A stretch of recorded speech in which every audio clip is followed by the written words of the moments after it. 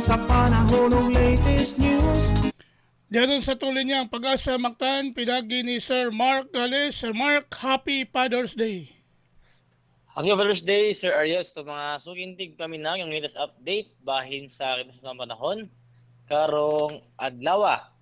Ang Southwest Monsoon ng habagat, patadyo mo nag-aapekto karon sa mga kasadpang bahin dito sa Southern Luzon o sa Visayas. Karong adlaw, ang takong bahin sa Kabisayaan, makasinati tani pa lang sa mga panganuro ng mas patag-uong na kalangitan na ay mga tsansa sa mga lumalabay, mga patak-patak ng mga pag-uwan, pagpanugdog kilat, gumikan miining habagat o kining mga localized thunderstorms.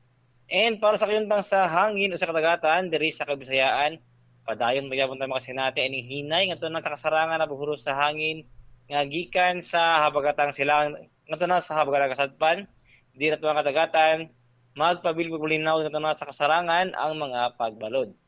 Diri sa Cebu ang katagatan, aduna itaob ang City 2 sa buntag ug muhunas unya alauna 5 sa hapon. Temperatura karong adlaw naa sa 27 to 64 degrees Centigrado. To kaning adlaw ning silang nga dinala 5 23 sa buntag ug musalop na unya alas 6:07 sa gabi.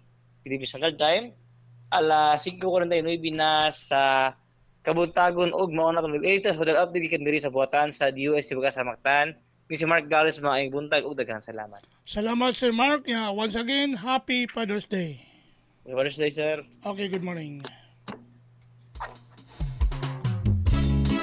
Inyo gadabati si Sir Mark Gales ang atong weather specialist gikan sa Pag-asa Mactan nagatod sa atong dagan sa kahimtang sa panahon ining adlaw Domingo. Hunyo 16, tuig 2024.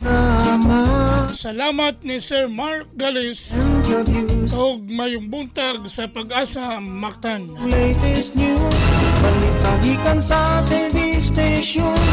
May pangukauban kang kubra in action.